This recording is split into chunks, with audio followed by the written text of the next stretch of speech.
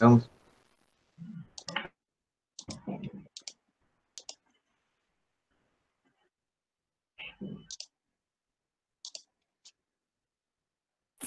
Profe, disculpe que interrumpa. Ahí en el chat pusieron Roja Luis que está presente. ¿Cómo me decís? Disculpame, Roja Luis. Rojas Luis que está presente ahí en el chat. Listo, perfecto, yo pongo presente.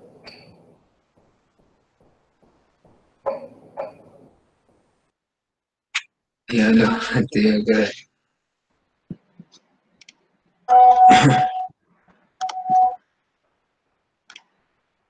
Ya te puso. ¿Empezamos? Sí, vamos a hacer el mismo procedimiento que hicieron la vez pasada. Si pueden y no se les complica el internet, ponerse videos que van a exponer para que sus compañeros lo vayan conociendo, mejor. Así vamos conociendo las caras. Digamos que Profesor, yo dejo el micrófono y la cámara prendida porque si no tengo que salir todo de la presentación. perfecto, perfecto. Por eso digo, en el momento en que puedan hacerlo, se hacen. Si no, salen, no hay problema. Primero, si salen, yo no voy a poder entrar de vuelta porque no tengo la anfitrión, digamos. ¿Ah? Pero no le dejo Hola, bueno, ¿se me despacio. escucha? Sí, sí, se escucha. Está perfecto. Bueno, comenzamos, Inge. Sí, señor, ahora yo voy a tomar asistencia de ustedes del grupo. Ustedes son el grupo número 4, ¿no es cierto? Así es. Número 4. Listo. Arranquen nomás, les dejo a ustedes que manejen. Sí, viene Bueno, buenas tardes. Nosotros somos el grupo número 4. Vamos a hablar sobre el trabajo práctico del laboratorio número 2, que se trata sobre campo eléctrico. El que les habla ahora es Sebastián Romero. Bueno, como objeto de esta experiencia tenemos la determinación experimental de las líneas de campo eléctrico y equipotenciales. Eso en su debido momento se va a explicar qué es. Y también el cálculo de campo eléctrico en un punto. Primero se tienen que hacer algunas consideraciones teóricas y vamos a empezar por qué es un campo eléctrico.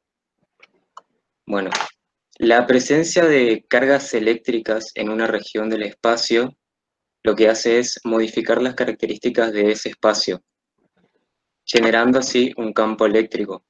Entonces, en simples palabras, se puede entender que un campo eléctrico es una región de espacio cuyas características fueron modificadas por la presencia de cargas eléctricas, de modo tal que si se introduce otra carga, ésta va a experimentar una fuerza. Como se puede ver en esta figura, la carga que se presenta en el cuerpo A es de carácter positivo, es la generadora de campo eléctrico, y si nosotros colocamos una carga de prueba en el punto P, esta va a experimentar una fuerza, en este caso de repulsión, porque ambas cargas son positivas. Entonces, el campo eléctrico en una posición indica la fuerza que actuaría sobre una carga puntual positiva unitaria, o sea, la carga de prueba, si estuviera en esa posición. Utilizando la ley de Coulomb, se puede determinar también el campo eléctrico con la fórmula que aparece en pantalla. También cabe aclarar que el campo eléctrico es un campo vectorial, por lo tanto, el campo eléctrico en un punto es una magnitud vectorial también. Ahora vamos con las líneas de campo eléctrico, que básicamente ayudan a una interpretación gráfica del comportamiento del campo eléctrico.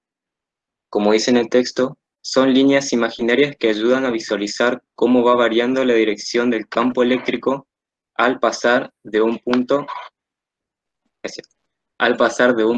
a otro del espacio. Algunas consideraciones que se tienen que tener en cuenta de estas líneas son que no se pueden cortar en ningún punto.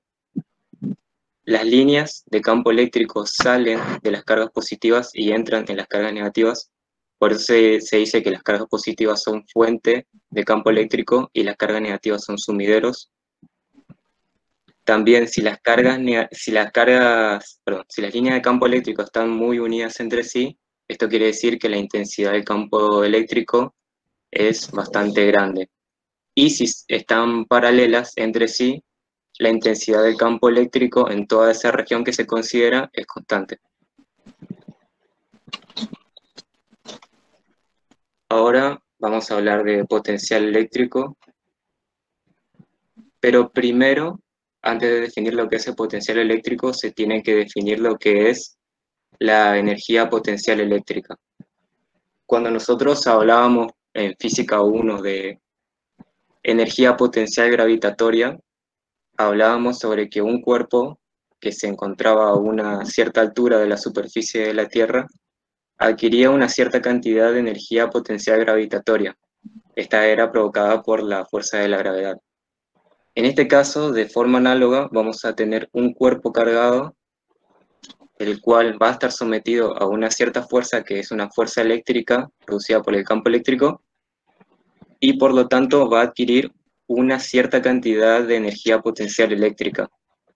La energía potencial eléctrica, en este caso, como se ve en la figura, de la carga de prueba Q sub 0 en un punto determinado, va a estar dada por la ecuación U es igual a Q sub 0 por E, que sería la intensidad del campo eléctrico, por I, que sería su posición. La expresión de abajo indica el trabajo que se realizaría para trasladar la carga de prueba del punto A al punto B. Como en este caso, la fuerza eléctrica es una fuerza conservativa, es decir, el trabajo que realiza es independiente de la trayectoria y solamente depende del punto inicial y del punto final, se puede expresar como aparece en esa ecuación, menos la diferencia de energía potencial eléctrica. Una vez que se define la energía potencial eléctrica, se puede definir lo que es el potencial eléctrico, que simplemente es energía potencial eléctrica en un punto por unidad de carga. El potencial eléctrico lo vamos a utilizar en esta experiencia, ya que a menudo resulta más fácil medir el potencial eléctrico y a partir de ese potencial eléctrico se determina el campo eléctrico, debido a que tienen una relación muy estrecha que más adelante se va a comentar cuál es. Y por último, las líneas equipotenciales. Como dice en el texto, las líneas equipotenciales son como las líneas de contorno de un mapa que tuviera trazadas las líneas de igual altitud. En sistema de representación se hacía un trabajo que consistía en trazar curvas de nivel, curvas que indicaban la misma altitud. En este caso, la altitud es el potencial eléctrico o voltaje. Al potencial eléctrico también se lo denomina voltaje. Esto quiere decir que todos los puntos pertenecientes a una línea equipotencial tienen igual cantidad de potencial eléctrico o voltaje. Y la característica que cumplen estas líneas equipotenciales es que son siempre perpendiculares al campo eléctrico. Acá se puede ver distintas configuraciones de campos eléctricos debido a la geometría de los cuerpos que los generan. En el caso del campo constante tenemos dos placas, una cargada positiva y otra negativa, donde, como se dijo anteriormente, las líneas de campo están paralelas entre sí, por lo tanto generan un campo constante, y las líneas rojas punteadas vendrían a indicar las líneas equipotenciales. Tenemos el campo constante, campo generado por una carga puntual y campo generado por un dipolo, una carga positiva y negativa separada por una cierta distancia. Buenas tardes, soy Diana Bobadilla y le voy a hablar del cálculo y representación del vector del campo eléctrico.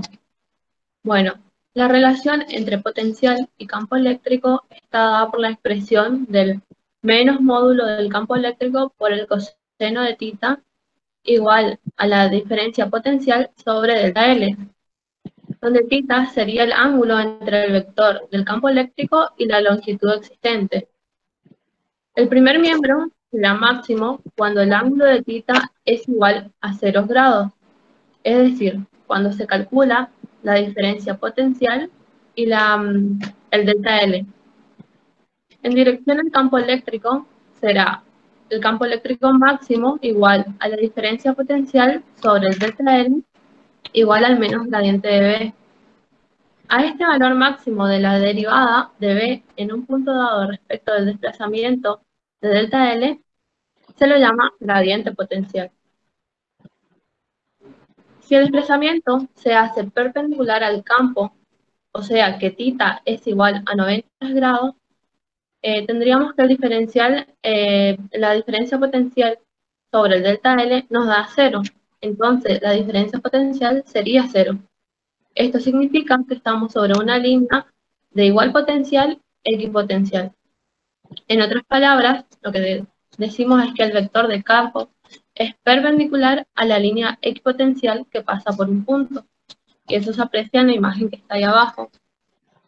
O sea que tenemos ese segmento trazado, sale la perpendicular a las líneas equipotenciales, donde será la diferencia potencial B, y en la escala de la longitud sería el delta L. Entonces sería que 1 voltios sobre el delta L tomado en metros, y así obtendríamos el módulo del campo eléctrico en ese punto. Y eso tendríamos que repetir para 4 puntos.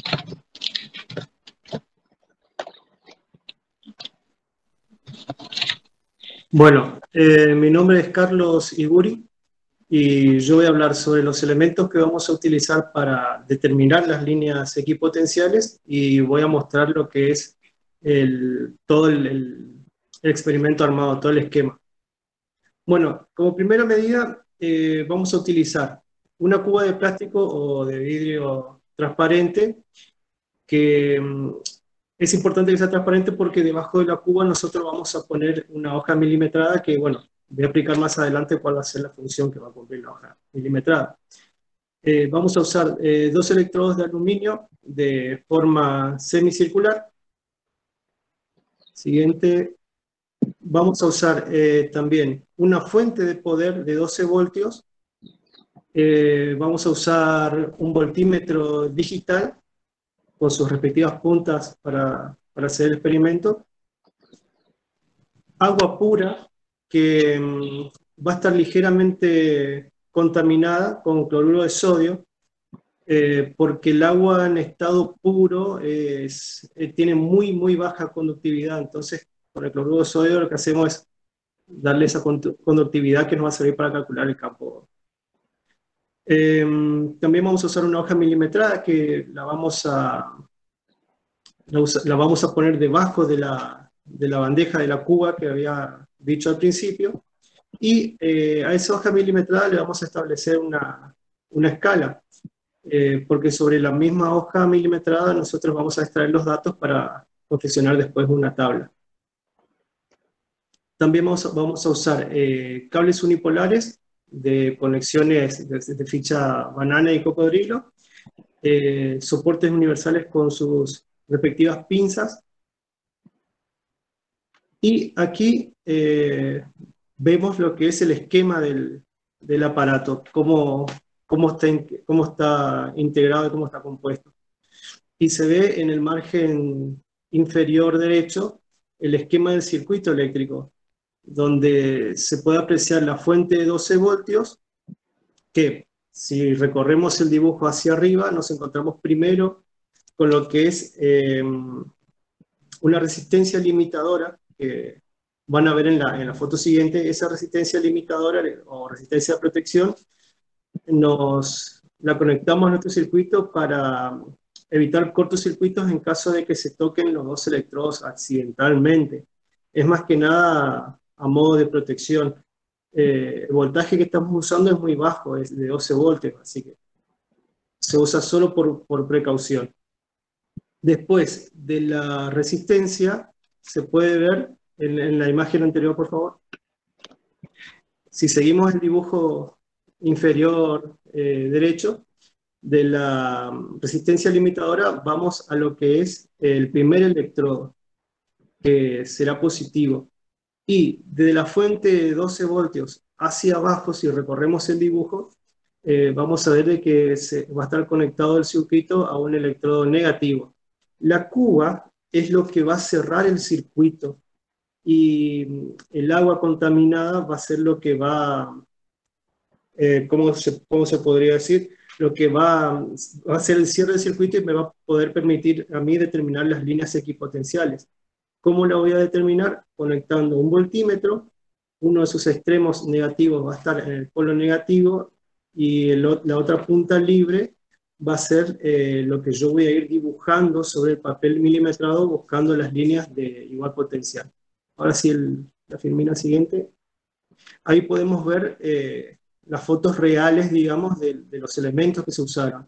Y en el centro de la foto, debajo de la cuba, se puede ver lo que es la resistencia limitadora. Y a la izquierda, arriba, se puede ver en anaranjado lo que es el voltímetro digital. Ese voltímetro digital, como les dije, es lo que vamos a usar para determinar las líneas equipotenciales. Y vamos, no sé si se puede apreciar muy bien ahí, debajo de la cuba se encuentra la hoja milimetrada ya con sus respectivas coordenadas X e Y que vamos a ir buscando las líneas. La escala que se usa del voltímetro, como tenemos una fuente de 12 voltios, la escala que seleccionamos en el voltímetro es la inmediata superior. Siempre se elige el voltímetro, siempre se elige la escala mayor superior, la inmediata para efectuar la medición. Y en la foto siguiente, lo que vemos es un esquema, vamos a hacer de cuenta de que vemos la cuba desde arriba con los dos electrodos.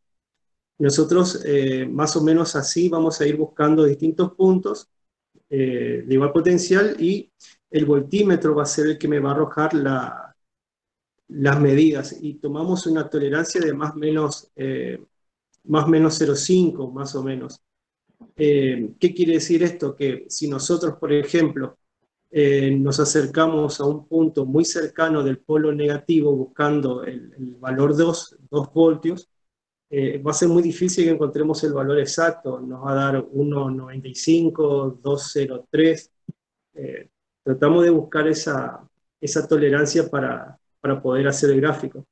Y si a medida que nosotros vamos acercando la punta del voltímetro al punto negativo, al punto positivo, perdón, nuestro potencial va a ir aumentando hasta llegar, si tocamos el polo positivo, nos va a marcar los 12 voltios, que es lo que emite la potencia.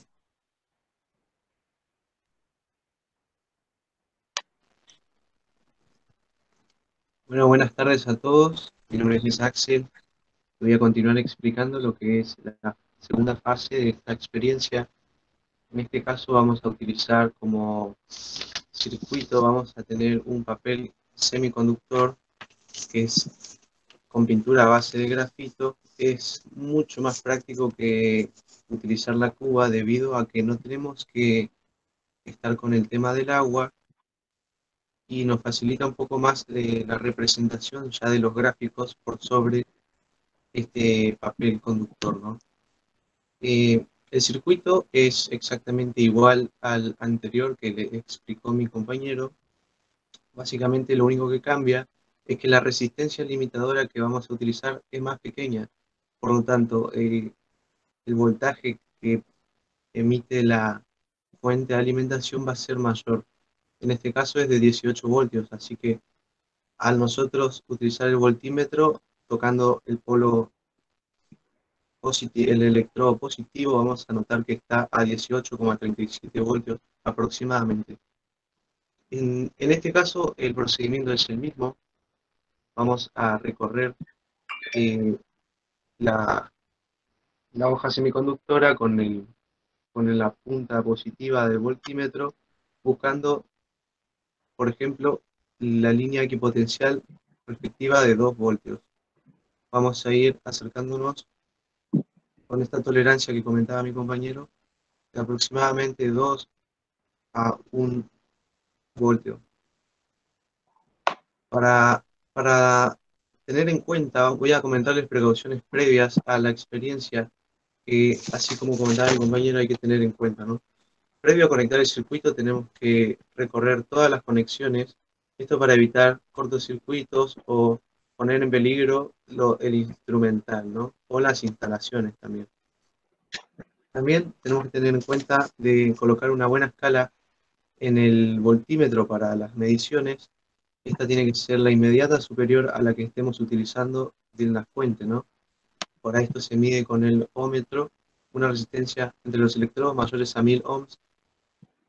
También tenemos que tener a mano las tablas respectivas para tomar los datos, cargar los datos que vamos a ir tomando de este papel conductor.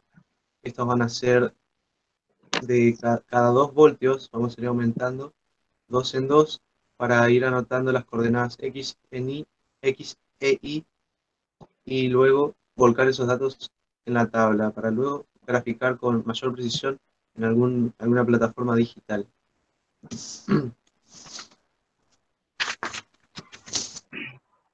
Buenas tardes, ¿se me escucha bien? Sí, sí. Buenas tardes, mi Ezequiel Vallejos, y yo voy a explicar cómo construir las líneas de fuerza o líneas de campo eléctrico. Antes de representar esas líneas, tenemos que representar las líneas equipotenciales. Y tenemos que tener en cuenta esta tabla que nos dan en la experiencia de laboratorio. En este caso es la tabla de la experiencia de agua con agua y cloruro de sodio. Como pueden ver, en las primeras 2 filas donde dice electrodo negativo y electrodo positivo, te da las coordenadas de dónde están ubicados cada uno de los electrodos con respecto a los ejes X e Y. Una vez que representamos los electrodos, podemos pasar a graficar o a representar cada una de las coordenadas de los puntos de cada uno de los potenciales. Y una vez que graficamos todos los puntos, cada punto con el mismo potencial lo unimos con una línea continua, que quedaría más o menos así. Este es el gráfico de la primera tabla. Pasa al siguiente. Bueno, este de la tabla, no, al de atrás. Al de atrás pasa Franco. Este sería la tabla de la experiencia número 2 que tiene la semiconductora.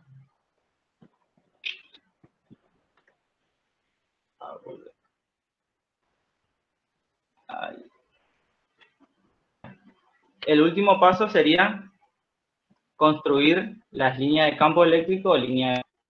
Una vez que tenemos representados cada una de las líneas equipotenciales, tomamos un punto en el borde del electrodo positivo. Desde ese punto, una tangente que pase por dicho punto. Al hacer esa tangente, volvemos a trazar una recta, pero que sea perpendicular a esa tangente. Y la extendemos hasta la primera línea equipotencial. Una vez que cortamos esa línea, volvemos a repetir el mismo paso, trazamos una tangente y volvemos a extender, y así sucesivamente, a poder trazar la poligonal que pasa desde un electrodo a otro electrodo. Poder trazar estas líneas de fuerza, tenemos que tener en cuenta 3 cosas. Primero, que las líneas de los electrodos también son líneas equipotenciales, por ende, cada línea de fuerza pasa de un electrodo hacia otro electrodo. Y la dirección de dichas líneas son desde la carga positiva hacia la carga negativa. Lo mismo si el vector de campo eléctrico tendrá la misma dirección. Y como muestra la imagen a la derecha, vemos que las líneas de campo eléctrico cortan perpendicularmente a las líneas equipotenciales. Como mínimo tenemos que trazar 6 líneas de campo eléctrico. Eso es todo. Buenas, mi nombre es Araújo Méndez Franco. Yo le voy a explicar la parte del cálculo del campo eléctrico. Para el cálculo del campo eléctrico, recordemos que, como ven en la fórmula, que el campo eléctrico es igual a la variación de la diferencia de potencial y la variación de la longitud entre los puntos en donde se considera la diferencia de potencial. Ahora, para la experiencia, es conveniente subdividir con una línea punteada las líneas equipotenciales de a 1 voltio, así los intervalos delta B y delta L son más pequeños y más exactos. Acá, como les decía, conviene subdividir las líneas equipotenciales de a 1 voltio. Y ahora, en función de estos conceptos, elegimos un punto cualquiera, como se puede ver acá el punto P, y de ahí vemos que la variación de la diferencia de potencial y la variación de delta L, que será la misma. Luego utilizamos este procedimiento para calcular el campo eléctrico en 4 puntos distintos como mínimo. Ahora les hablo del cálculo en forma analítica. Por ejemplo, acá vemos, este es un ejemplo calculado en un punto, entre las líneas equipotenciales 3 y 2, vemos que la variación de voltaje es igual a 1. Para la longitud, como en los datos que tenemos van entre las equipotenciales 4 y 2, para la longitud lo que hacemos es hallar el punto medio entre esas equipotenciales. Luego sacamos la distancia. Acá, como ven, para el punto medio se hace con la simple fórmula esta que les muestro acá, se halla el punto de la equipotencial 3. Luego, para la distancia aplicamos Pitágoras. Una vez hallados estos dos valores, calculamos el cociente del campo eléctrico, que es una simple división. Y luego de esto repetimos el procedimiento para los restantes puntos que nos pide el informe. Bueno, yo les voy a hablar de la estructura para la confección del informe. En primer lugar tendríamos que poner la portada, luego la introducción con los fundamentos teóricos, la técnica operatoria, esquemas de circuitos y elementos, cuadros de datos, cálculos de campo en un punto, la conclusión y las bibliografías. Creo que hay. Eso es todo, profe. Bueno, muy bien, perfecto, la verdad, estuvo muy buena la exposición. Los felicito. A modo de comentario, para agregar unas cositas más y para que se pueda ser un poco más real, quería agregarle, esto lo habíamos comentado con el ingeniero Ibas, cuando armamos el laboratorio, porque sus compañeros los que pusieron hoy tienen grabado la experiencia que la realizamos con el ingeniero Ibas, así que seguramente después se la van a pasar o la van a compartir en algún lugar donde ustedes siempre comparten la información entre ustedes. Para hacerlo un poquito más real y para que podamos ver una aplicación o un uso o donde se suele ocurrir esta situación del campo eléctrico, hay situaciones por ahí en las películas que se suele ver cuando se corta el cable, ¿no es cierto? Pasa un camión, se corta el cable y el cable toca el piso, ¿sí? Ahí ocurre lo que se llama la corriente de paso, ¿sí? Que justamente lo que hace alrededor de ese conductor que está tocando el suelo, ¿sí? Se forman esas líneas equipotenciales, ¿sí? Entonces no permite que la persona pueda caminar hacia el conductor, ¿sí? Porque entre dos líneas equipotenciales, como ustedes lo vieron recién, hay una diferencia de potencial, ¿sí? No solo entre el electrodo y la línea equipotencial, sino entre líneas equipotenciales. Entre la línea equipotencial de 4 volts y la de 2, tengo 2 volts de diferencia potencial, ¿no es cierto?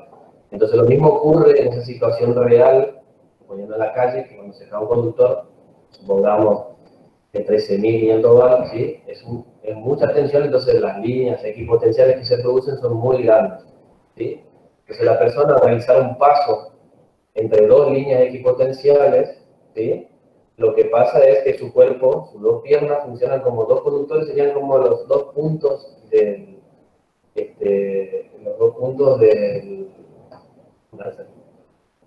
la pinza o del multímetro que yo estoy utilizando. En ese caso, las piernas de la persona serían como los dos puntos del multímetro. Y circularía la corriente a través de las piernas de la persona, produciendo la electrocución. Eso se da, por ejemplo, en un caso real. También suele pasar en las farolas. Ustedes conocen las farolas que están en las plazas o en las áreas libres, así que hay parques y todo eso. A veces la farola entra en tensión, ¿sí? Y la farola está enterrada, ustedes bien saben, eso lleva a una puesta a tierra, ¿sí? Y si eso tiene tensión, se genera como puntos equipotenciales, otra vez alrededor de la farola, ¿sí? Que cuando uno va caminando hacia la farola puede sentir un cosquilleo. Ahí estamos hablando ya de 120 volts, pero en caso de que la persona toque la farola ya puede quedar electrocutada. Quería hacerle mención de estos dos casos para que ustedes vean que no solo lo hacemos nosotros en el laboratorio, sino que son situaciones reales que a veces se dan, ¿sí? Y tiene su explicación, ¿sí? Que ustedes las pueden entender ahora que vieron la formación del campo eléctrico a través de línea equipotencial. ¿Sí? Ahí el ingeniero Iván se conectó, así que le voy a decir la palabra al ingeniero. Sí, bueno, yo por mi parte también, la verdad, muy buena exposición, chicos, la verdad que los felicito, muy buen trabajo, y eso a nosotros nos llena de satisfacción, digamos, el hecho de que no es que seamos los dueños de la verdad, ¿no es cierto? Pero con los escasos recursos que tenemos, ustedes lo han sabido capitalizar muy bien, digamos, ¿no? Porque, así que muy, muy bien, y la verdad que también se merecen un aplauso esta presentación, ¿no? Muy bien, digo. Gracias. No podemos ni aplaudir porque la verdad se nos cae el sistema. Bueno, antes de pasar al tema 3, que le quería dar un anticipo, y de paso, digamos, después nos quedaríamos charlando unos segundos con el grupo que tiene que hacer el trabajo número 3, le quería comentar, hacer una pregunta, mejor dicho, le quería comentar algo que me preguntaron los del grupo que expusieron, que es justamente el problema que ellos encontraron cuando construyeron esa curva. Cuando uno construye esa curva a partir de los puntos, va dibujando los puntos, ¿no es cierto?, en una hoja, y después cuando unen todos los puntos le queda una poligonal, como líneas quebradas. Y eso siempre nosotros decimos, y no es que lo digamos nosotros, es que es así, los fenómenos físicos, digamos, ocurren, son muy raros aquellos que ocurren, digamos, con una trayectoria quebrada. Generalmente son líneas continuas, ¿no? Y sobre todo cuando hablamos del campo también son líneas continuas. Entonces, lo que se tiene que hacer es esa poligonal, esas líneas equipotenciales que le quedan todo como poligonales, ¿no es cierto? Lo que ustedes tienen que hacer es aproximar con una envolvente, ¿no? Con una envolvente. Creo que eso lo hicieron los chicos que presentaron porque el producto final, las imágenes que yo pude ver fueron líneas equipotenciales muy suaves, o sea, como que ellos lo unieron todo, pero me parece que se olvidaron de comentarlo eso, porque el resto de los alumnos que cuando representen le van a dar como líneas quebradas, ¿no es cierto? Y lo mismo pasa con las líneas de campo eléctrico. Cuando ustedes unen los pequeños segmentos entre línea y línea equipotenciales, también al unir toda la trayectoria del campo eléctrico, también van a tener una sucesión de líneas que van a ser una poligonal, ¿no es cierto? Esa también lo tienen que aproximar con una envolvente, ¿no es cierto? O la media geométrica, en caso de que sea muy exagerado, los vaivenes de los puntos, que no sigan una trayectoria más o menos rectilínea o curva, entonces lo van a tener que aproximar con una media geométrica, ¿no es cierto? Bueno, eso lo quería acotar. Después el resto me pareció perfecto, así que no tengo más que agregarlo. Y bueno, así que cualquier cosita, está el ingeniero Campbell como yo para el tema de cuando tengan que hacer y les surge alguna duda respecto de hacer el informe, ¿no es cierto? Creo que le dijo el ingeniero Campbell que compartan el trabajo de ustedes, así el resto tiene una guía más completa de todo, digamos, lo producido. De cualquier manera, cada grupo va a ir aportando. Y el otro día yo lo subí a la plataforma como trabajo presentado por el grupo número 7, creo que era, ¿no? Sí. Bueno, ahora sí, en unos pocos minutos le voy a tratar de comentar lo que vamos a hacer la clase que viene y lo que va a exponer el grupo que viene. No obstante, al grupo se le va a dar un poquito más de detalle para que puedan hacer la presentación, ¿no es cierto?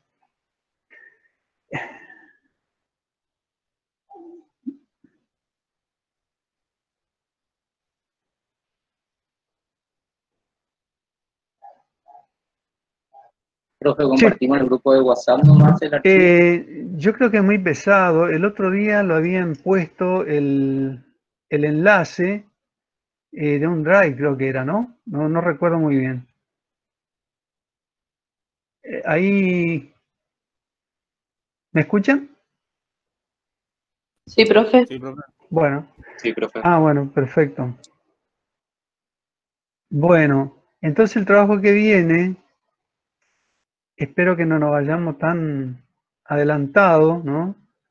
Sé que a Morales le está costando mucho, digamos, por todo esto, lo complejo que es dar clases en forma virtual.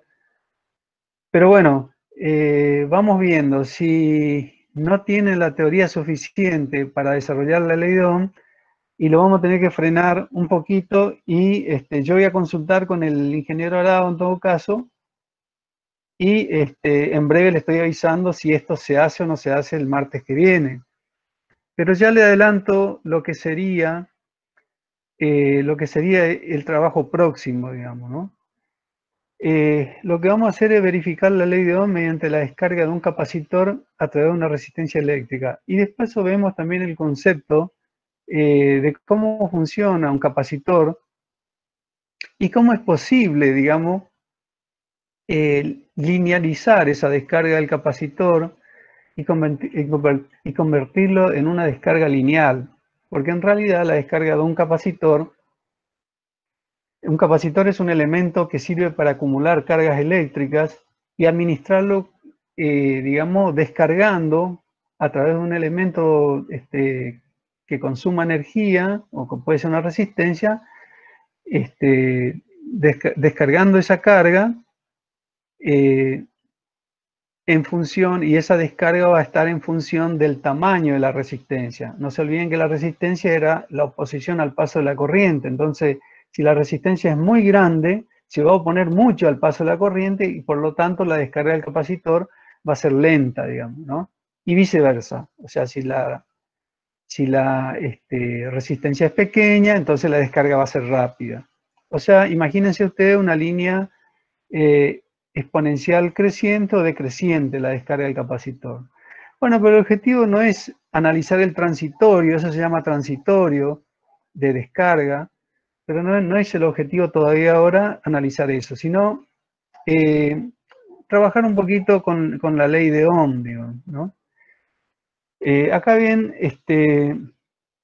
lo que se va a hacer, se va a armar un circuito de este tipo. Es muy esquemático acá. Esta sería la resistencia eléctrica, el capacitor y un voltímetro digital. Acá vamos a entrar un poquito más en detalle. Los voltímetros, yo lo habíamos dicho en la primera clase, que los voltímetros de por sí tienen resistencia muy alta. Y los digitales, por suerte, tienen una resistencia muy alta. Entonces, cuando nosotros apoyamos las puntas para hacer la medición del voltaje sobre A y B, la descarga por el voltímetro, porque no deja de ser un elemento también que tiene una resistencia equivalente. Entonces, como la resistencia equivalente es muy grande, prácticamente no va a haber un drenaje de corriente a través del voltímetro. Simplemente va a medir la diferencia de potencial. Después lo van a entender un poquito mejor eso, por eso me interesa que para que avanzar un poquito más con la teoría, de manera de que lo puedan asimilar bien y saber diagnosticar, digamos, qué es lo que va a ocurrir en esta secuencia, en las distintas fases, digamos, del trabajo. Bueno, si ustedes sacan por un momento, anulan el voltímetro, imagínense que no está conectado al voltímetro, ¿no es cierto? El capacitor que tiene dos placas, una positiva y otra negativa, las placas del capacitor va a tener la carga de acuerdo a cómo se lo haya cargado. Entonces, vamos a suponer que el de la izquierda sea la placa positiva y la izquierda para el que la está mirando, ¿no es cierto? Sea la positiva y la derecha la negativa. Entonces, la corriente eléctrica va a circular en este sentido, ¿no? Va a circular en este sentido y se va a descargar a través de la resistencia. Si ahora yo introduzco el voltímetro, y apoyo sobre los extremos AB, el voltímetro va a ir marcando, digamos, es como el decaimiento de ese voltaje, cómo se va a ir descargando a lo largo del tiempo, comenzando de un voltaje inicial y terminando en un voltaje cero inclusive, o la descarga total del capacitor, ¿no? Ese es el fenómeno físico que después lo vamos a analizar de acuerdo al desarrollo matemático de esa descarga, digamos. Entonces, como es una descarga, dice, sea entonces, a ver, empieza en realidad,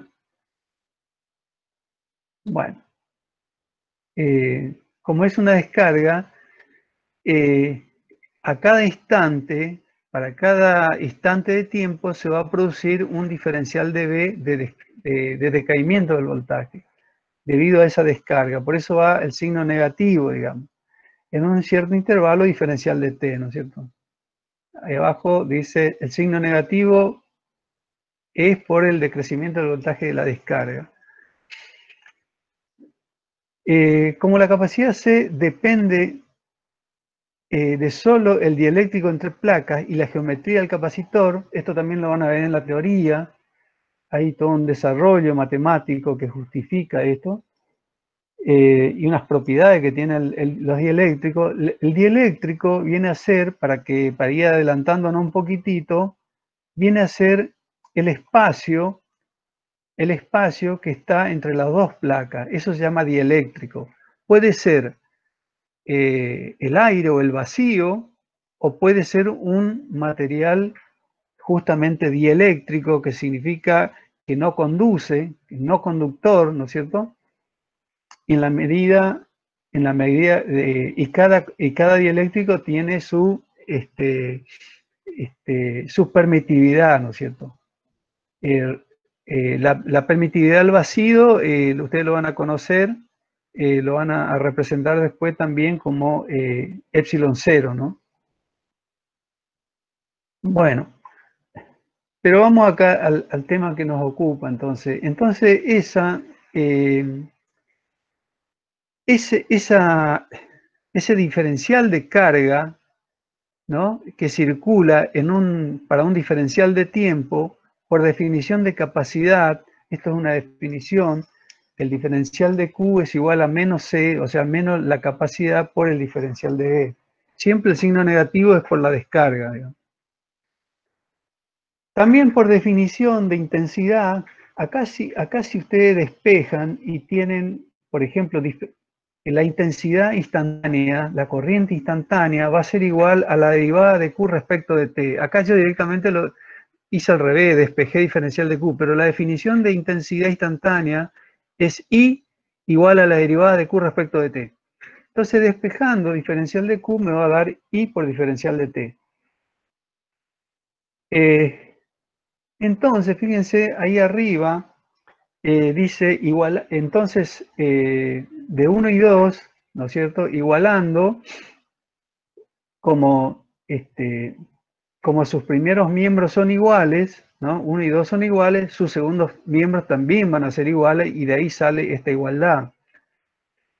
La ley de Ohm dice también de que la intensidad es igual a la diferencia de potencial dividido la resistencia, ¿no? Esto es cuando esta expresión, resistencia, estamos hablando de corriente continua, donde la resistencia es una resistencia pura, una resistencia óhmica pura. Después vamos a ver, cuando se dé corriente alterna, más adelante, van a ver que esta ley también se cumple, pero nada más que acá entra a jugar otros parámetros que tienen que ver ya, digamos, con otros conceptos. Pero por ahora, entonces, para corriente continua, que es lo que estamos utilizando nosotros, la intensidad I va a ser igual a V sobre R. Eso dice la ley de Ohm.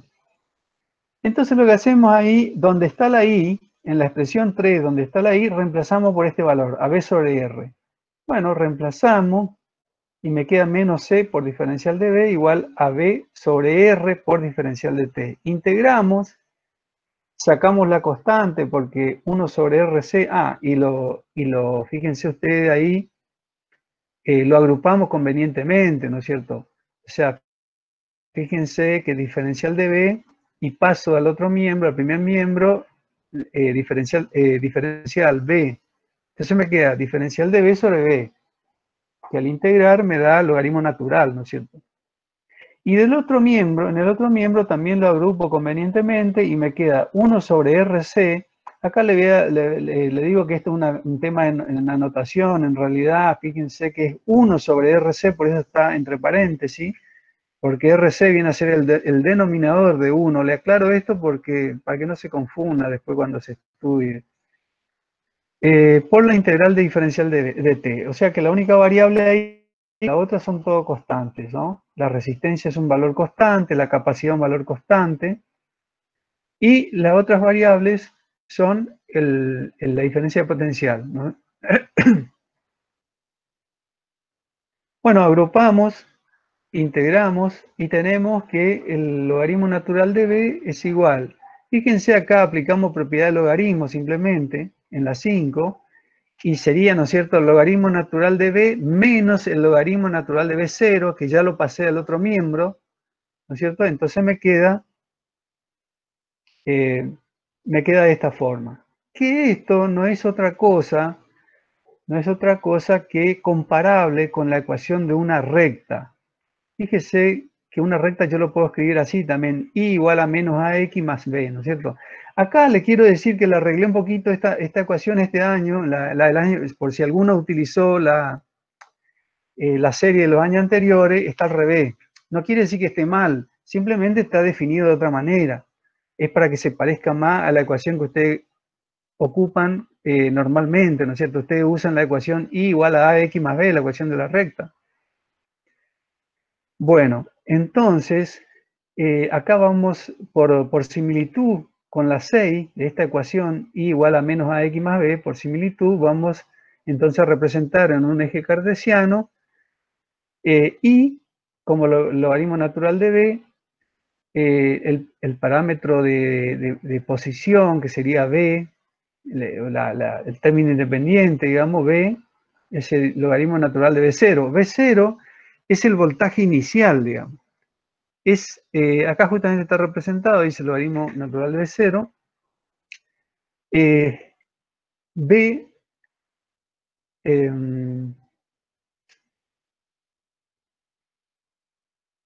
perdón, acá hubo un error, acá hubo un error.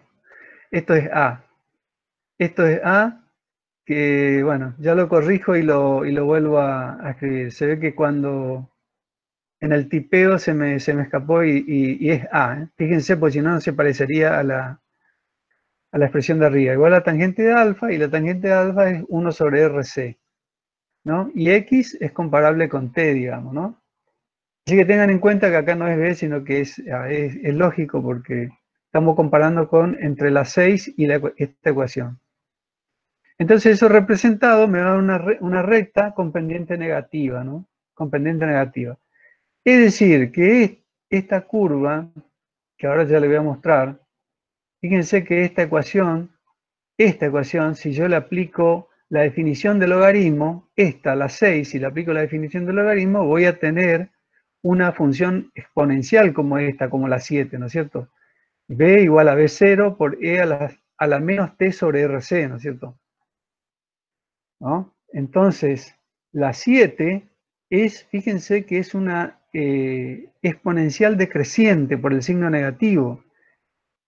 Para T igual, fíjense que para T igual a 0, E a la 0 es igual a 1, entonces B igual a B0. O sea, para T igual a 0, esto representado en un diagrama V y T, no logaritmo, sino V nada más que diferencia potencial y T, va a ser una curva decreciente, ¿no es cierto? Va a ser arrancando de acá, de B0, y va a decrecer y se va a hacer asintótico a la recta T, ¿no? A la abscisa. Esa sería la representación de la fórmula 7, de la expresión 7. Bueno, acá justamente esto, no sé si alguien entró en el coloquio, creo que pregunté en el coloquio por qué era importante conocer este valor, 1/3 de B0. Bueno, y acá lo vamos a deducir entre todos, por qué es importante. Fíjense, si hacemos, dice, que el tiempo sea t igual a r por c, fíjense acá arriba, entonces me va a quedar e a la menos 1, porque se simplifica, ¿no es cierto? Si yo hago un tiempo igual a la rc, entonces yo puedo simplificar y me queda e a la menos 1. Y e a la menos 1 es lo mismo que tener 1 sobre e. 1 sobre e. Y como e es prácticamente igual a 3, 2,71 y algo, o sea, 1 sobre 2,71 es lo mismo que tener casi como aproximadamente igual a 1/3 de B0. Es decir, que si para un tiempo t de la experiencia igual a R por C, yo puedo saber a qué valor va a decaer la descarga, a qué valor de B0 va a caer la descarga. Y va a ser a 1/3 de B0. ¿No? Entonces, esto es importante para los circuitos amortiguados, donde yo quiero administrar esa descarga. Yo puedo elegir, digamos, los valores convenientes de R y C para tener un tiempo t que, de manera tal de que para ese valor el voltaje inicial decaiga a 1/3 de su valor.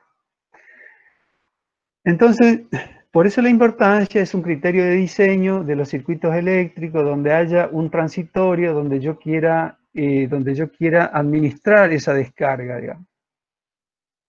Bueno, acá están los elementos necesarios, esto lo dejo para que lean. Esto es un circuito que siempre intentamos hacerlo, pero a decir verdad, nunca tenemos esta llave que es una llave conmutadora. Le explico cómo es esto. Este circuito de arriba acá, este circuito está conectado a la fuente de voltaje, la fuente de tensión de corriente continua, ¿no? El negativo y el positivo, que está conectado al otro circuito de abajo, que tiene también dos extremos, que se puede conectar con la resistencia.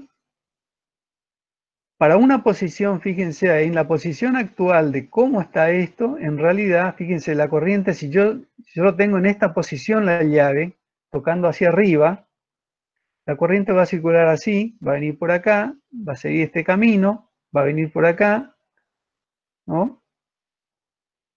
Y lo que va a hacer es, el positivo me va a polarizar la placa positiva del capacitor. Y el negativo me va a polarizar, fíjense, viene por acá y me va a polarizar como negativo el capacitor. Es decir, que en esta posición el capacitor se está cargando.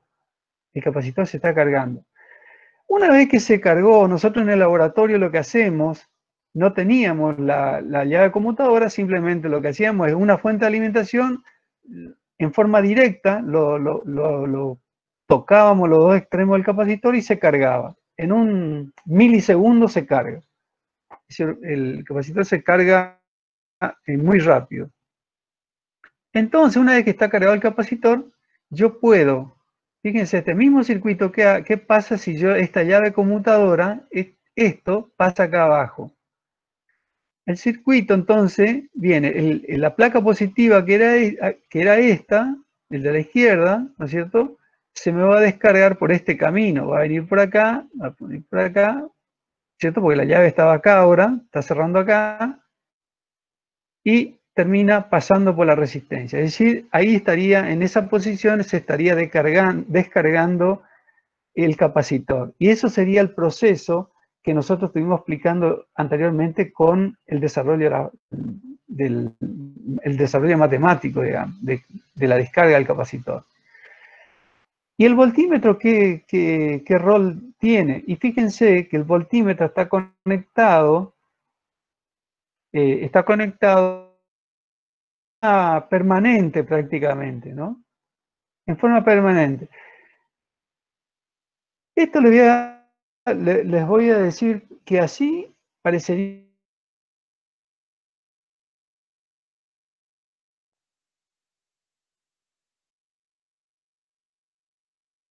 En realidad el voltímetro no es no tiene una resistencia demasiado grande como se pierda un poco de corriente. Pero eso es otro comentario.